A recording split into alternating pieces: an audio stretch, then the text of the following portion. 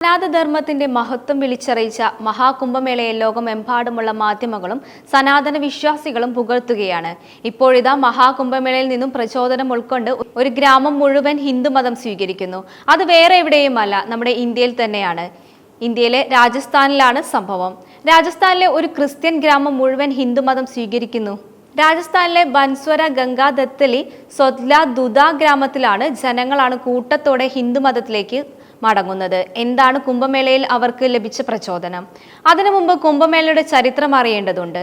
പണ്ട് ദേവന്മാരും അസുരന്മാരും ചേർന്ന് പാലാഴി കടഞ്ഞു. അമൃതം ലഭിച്ചപ്പോൾ അത് സ്വന്തമാക്കി ദേവാസുരന്മാർ യുദ്ധത്തിൽ ഏർപ്പെട്ടു. 12 ദിവസം നീണ്ടുനിന്ന യുദ്ധത്തിനിടയിൽ നടന്ന പിടിവലിയിലാണ് അമൃതം നിറഞ്ഞ കുടം തുളുമ്പിയത്. അത് 4 സ്ഥലങ്ങളിലായി 4 പ്രാവശ്യം വീണു എന്നാണ് ഐതിഹ്യം.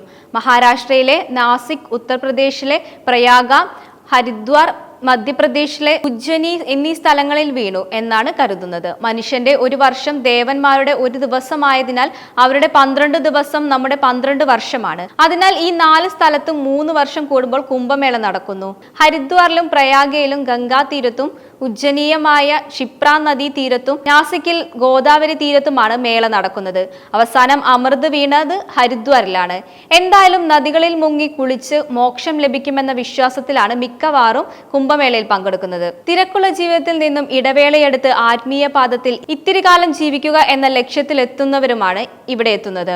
എന്തായാലും ലോകമെമ്പാടുമുള്ള സന്യാസി ശ്രേഷ്ഠന്മാർ മുതൽ ഗവേഷകർ വരെ കുംഭമേളയിലുണ്ട്. വിവിധ തരത്തിലുള്ള സംഭാവനകൾ ഇവിടെ നൽകുന്നുണ്ട്. കുംഭമേള നിറയെ നെയ്യോ മറ്റോ ഇവിടെ ദാനം ചെയ്യുന്നത് പുണ്യം നൽകുമെന്നാണ് വിശ്വാസം. ഇപ്പോഴിതാ മഹാകുംഭമേളയിൽ നിന്നും പ്രചോദനം ഉൾക്കൊണ്ട് ഒരു ഗ്രാമം മുഴുവൻ ഹിന്ദുമതം സ്വീകരിക്കുന്നു. അത് വേറെ എവിടെയുമല്ല, നമ്മുടെ ഇന്ത്യയിലാണ്. രാജസ്ഥാനിലെ ബൻസ്വാര ഗംഗാദത്തലി സ്വദ്ല ദുദ ഗ്രാമത്തിലാണ് ജനങ്ങളാണ് കൂട്ടത്തോടെ ഹിന്ദുമതത്തിലേക്ക് മടങ്ങുന്നത്. 30 വർഷം മുമ്പ് തന്നെ ഈ ഗ്രാമത്തിലുള്ളവർ എല്ലാവരും ക്രിസ്തുമതം സ്വീകരിച്ചിരുന്നു. അതിനുശേഷം ഇപ്പോഴാണ് ഈ ചാഞ്ചാട്ടം ഉണ്ടായിരിക്കുന്നത്. മഹാകുംഭമേളയാണ് ഇതിനെല്ലാം വഴിവെച്ചിരിക്കുന്നത്. ബൻസ്വര ഗംഗാദത്തലി സ്വദ്ല ഗുദ ഗ്രാമത്തിലുള്ള ജനങ്ങളുടെ മുഴുവൻ ഹിന്ദുമതത്തിലേക്ക് മടങ്ങിപ്പോകാൻ പ്രേരിപ്പിച്ച ഒരു പ്രധാന ഘടകം കൂടിയാണ് ഈ കുംഭമേള. 30 വർഷത്തിന് മുമ്പാണ് ഈ ഗ്രാമത്തിലുള്ളവർ കൂട്ടത്തോടെ ക്രിസ്തുമതം സ്വീകരിച്ചത്.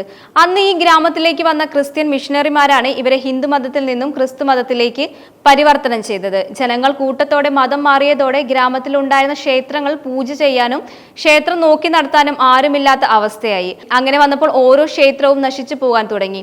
ഈ ഒരു അവസ്ഥ മുന്നിൽ കണ്ട് രാജസ്ഥാനിലെ ജനങ്ങൾ ഒന്നടങ്കം എല്ലാ ക്ഷേത്രങ്ങളും പള്ളികളാക്കി മാറ്റാൻ തീരുമാനിച്ചു.